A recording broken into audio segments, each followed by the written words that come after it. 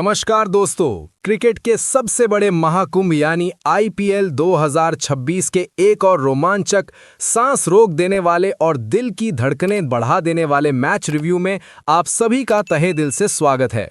दोस्तों, आज हम जिस मैच की बात करने जा रहे हैं उसने भले ही ईडन गार्डन्स के ग्राउंड पर खेला गया हो, पर उसकी गूंज पूरी दुनिया के क्रिकेट फैंस ने सुनी है।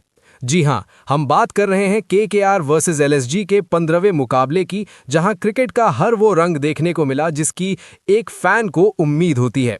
ऐसी बैटिंग, ऐसी बॉलिंग और ऐसी कशमकश कि आखिरी ओवर तक ये तय नहीं हो पा रहा था कि बाजी कौन मारेगा।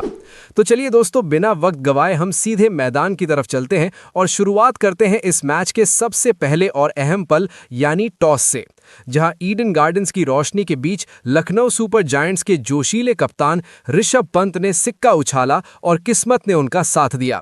टॉस जीतकर उन्होंने बिना किसी हिचकिचाहट के केकेआर को पहले बल्लेबाजी का न्योता दिया, क्योंकि पिच पर शुरुआत में थोड़ी नमी थी और बॉल स्विंग होने का पूरा चांस बन रहा था, जिसका फायदा एलएसजी के अनुभवी बॉलर्स उठाना चाहते थे।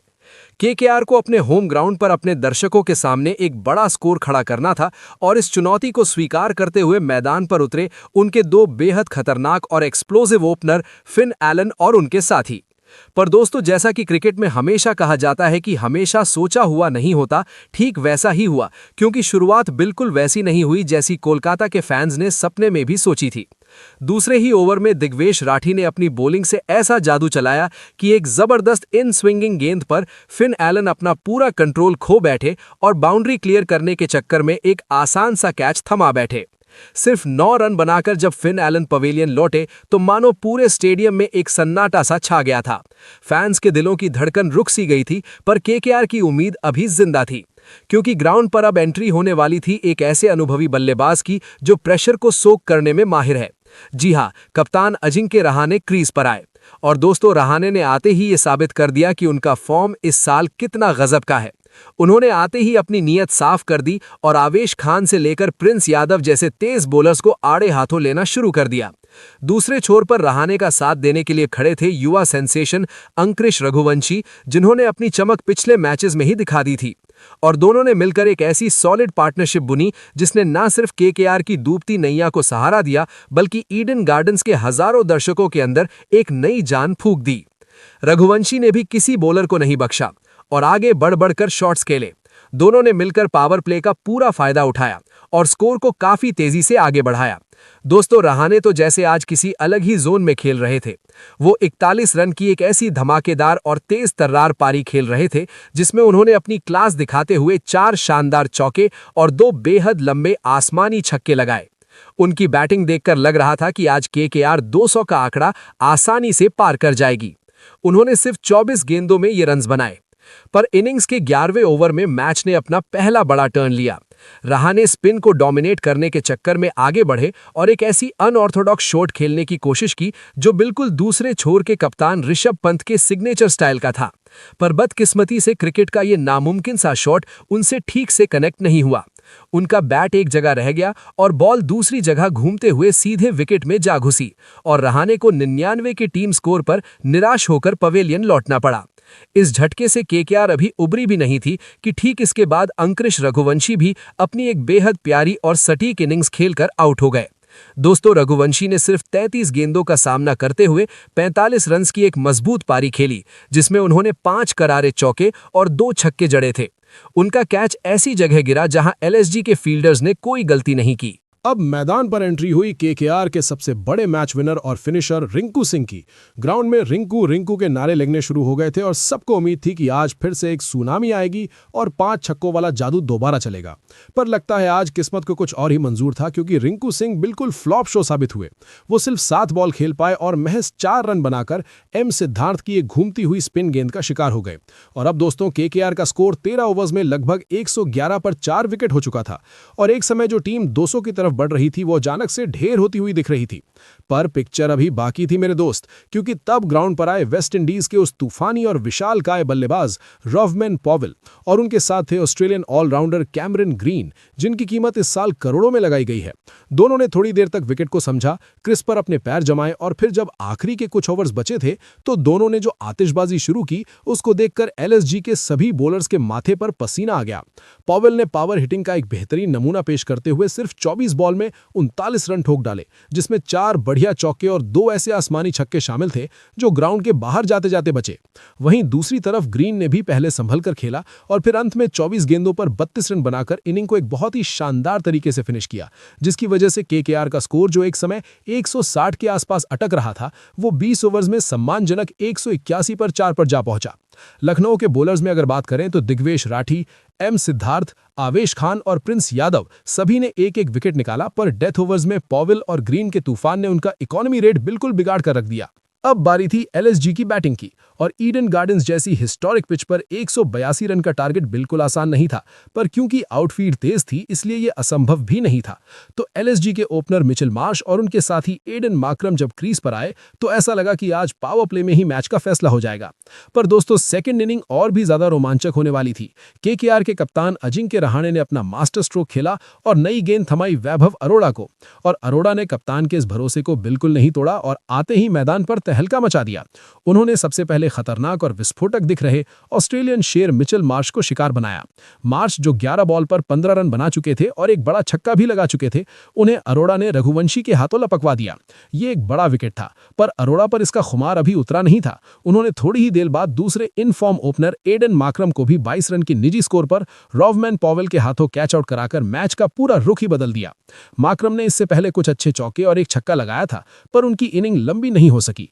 अचानक से ऐसी तेज शुरुआत के बाद मैच पूरी तरह पलट चुका था और पूरा ईडन गार्डन्स अपने बॉलर्स को चीयर कर रहा था, क्योंकि एलएसजी ने अपने दोनों स्टार ओवरसीज ओपनर्स जल्दी गंवा दिए थे। अब मुश्किल की इस घड़ी में पिच पर थे कप्तान ऋषभ पंत और उनके साथ युवा स्टार आयुष बदोनी। दोनों पर एक बड़ी पार्टनरशिप बनाने की पूरी जिम्मेदारी थी। पंत ने हमेशा की तरह अग्रेसिवली खेलने की सोची और आते ही एक चौका भी मारा, पर दोस्तों टी20 के सबसे चतुर बॉलर सुनील नारायण को छक्का देना आसान बात नहीं है। नारायण ने अपना मिस्ट्री जादू चलाया और एक ऐसी फ्लैट और टर्निंग गेंद फेंकी जिसने सीधा पंत को अंदर की तरफ चकमा दे दिया और वो सिर्फ 9 गेंदों में 10 रन बनाकर पवेलियन निकल गए। उस वक्त दोस्तों स्टेडियम में ऐसी स्थिति थी कि लग रहा था कि केकेआर ने मैच पर अपना शिकंजा पूरी तरह कस लिया है और एलएसजी अब यहां से उठ नहीं पाएगी। पर दोस्तों क्रिकेट के बारे में कहा जाता है कि ये अनसर्टेनिटीज और हैरत अंगेज पलों का गेम है। आयुष बदोनी ने हिम्मत बिल्कुल नहीं हारी और एक एंकर की तरह अपनी इनिंग्स को संभालना शुरू किया। दूसरी तरफ से निकोलस पूरन क्रीज पर आए और सबको लगा कि वो अपनी आतिशी बैटिंग से मैच पलटेंगे, पर आज उनका दिन नहीं था। वो भी दबे दबे दिखे और महज 15 गेंदों पर 13 रन बनाकर चलते बने। मैच को देखकर वहां बैठे हर दर्शक को लग रहा था कि एलएसजी इस रेस से लगभग बाहर हो चुकी है, पर आयुष बदोनी के अंदर आग अभी बुझी नहीं थी। उन्होंने अनुकूल रॉय और कार्तिक त्यागी की गेंदों को अपना मेन टारगेट बनाया और ग्राउंड के अलग अलग कोनों में शानदार चौके और छक्के लगाना शुरू किया। उनकी इस हिम्मत भरी इनिंग्स ने मैच को दोबारा से जिंदा कर दिया।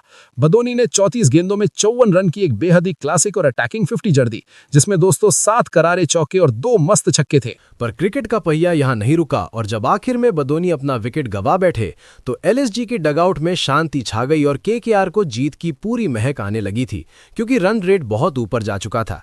लेकिन दोस्तों सच कहते हैं कि भगवान ने इस गेम में हर दिन एक नया हीरो तय किया होता है, और इस दिन वो थे मुकुल चौधरी। मैदान पर जैसे ही मुकुल की एंट्री हुई, उन्होंने जो फॉर्म दिखाया उसने ना सिर्फ अनुभवी बल्लेबाजों को हैरान किया बल्कि पूरी दुनिया को अपना मुरीद बना लिया। दोस्तों यहां रन रेट 12-13 के आसपास जा चुका था और मुकुल ने आते ही पहली बॉल से ही प्रहार करना शुरू किया। उन्होंने महज 27 गेंदों का सामना किया और ग्राउंड के चारों तरफ ऐसी बेखौफ बैटिंग की, ऐसे ऐसे मॉन्स्ट्रस और लंबे छक्के लगाए कि केकेआर के सभी बॉलर्स और कप्तान अपना सिर खुजलाने पर मजबूर हो गए। जहां एक तरफ बाकी सभी बल्लेबाज पिच पर स्ट्रगल करते हुए दिख रहे थे, वहां इस खिलाड़ी ने कुल मिलाकर 7 आसमान चीरते हुए छक्के और 2 सटीक चौके लगाए। जब मैच आखिरी 3 ओवर्स में आकर फंसा तो एलएसजी को लगभग 43 रन की जरूरत थी, जो एक बहुत मुश्किल कार्य था। तब मुकुल ने सीधा वैभव अरोड़ा के एक ओवर में पहले एक लंबा छक्का मारा और फिर एक चौका लगाकर पूरा प्रेशर वापस केकेआर पर डाल दिया। वहीं नवदीप सैनी ने भी एक ओवर में ठीक ठाक बॉलिंग की, पर वो भी रन रेट रोक नहीं पाए। अब बात पहुंची सीधा आखिरी ओवर पर, जहां केकेआर ने अपना आखिरी दांव चला और डेथ ओवर की जिम्मेदारी सौंपी young fast bowler Kartik Tyagi को। त्यागी ने ओवर की शुरुआत तो अच्छी करने की कोशिश की और एक सटीक यॉर्कर ट्राई की, पर दोस्तों तनाव इतना ज्यादा था कि बॉल हल्की सी मिस होकर फुल टॉस या ओवर पिच हो गई और क्रीज की गहराई में खड़े मुकुल चौधरी ने अपनी आंखें जमाकर बैट का पूरा दम लगाकर लॉन्ग ऑफ के ऊपर से एक ऐसी हिट लगाई जिसने सीधा हवाई यात्रा करते हुए स्टैंड के आखिरी हिस्से में जाके दर्शन दिए। और इस विजयी छक्के, इस मैच विनिंग मूवमेंट के साथ ही लखनऊ सुपर जायंट्स ने उस हार के मुंह से जीत छीन ली जो एक समय उनके हाथों से पूरी तरह फिसल चुकी थी, और इस मैच को 3 विकेट से अपने नाम कर लिया। केकेआर अपने ही घर में हार गई, जिसका उन्हें काफी अफसोस होगा, क्योंकि उन्होंने 181 जैसा अच्छा स्कोर डिफेंड करते हुए शुरुआत भी बहुत बेहतरीन की थी। बीच में मैच बार बार दोनों तरफ झूलता रहा, पर आखिर में मुकुल चौधरी की उस हीरोइक और सुपर एक्सप्लोसिव 54 रन की इनिंग्स ने, जो सिर्फ 27 बॉल में आई, सारा का सारा इतिहास बदल दिया। और इस धमाकेदार जीत के साथ एलएसजी ने दिखा दिया है कि वो इस साल किसी से दबने वाले नहीं हैं और पूरी तैयारी के साथ आए हैं। तो दोस्तों, आपको कैसा लगा इस हाई वोल्टेज और सांस रोक देने वाले केकेआर वर्सेस एलएसजी के 15वें आईपीएल मैच का ये रोमांचक वीडियो विश्लेषण? अगर आप केकेआर के सच्चे फैन थे तो मुझे पता है आपका दिल जरूर टूटा होगा, पर क्रिकेट ऐसी ही खूबसूरत और जालिम गेम है। और अगर आप सच में एक स्पोर्ट्स फैन हैं तो इस मैच ने आपको बिल्कुल पैसा वसूल एंटरटेनमेंट दिया है, जहां 2 बड़ी टीमों ने हार ना मानने की पूरी जिद दिखाई।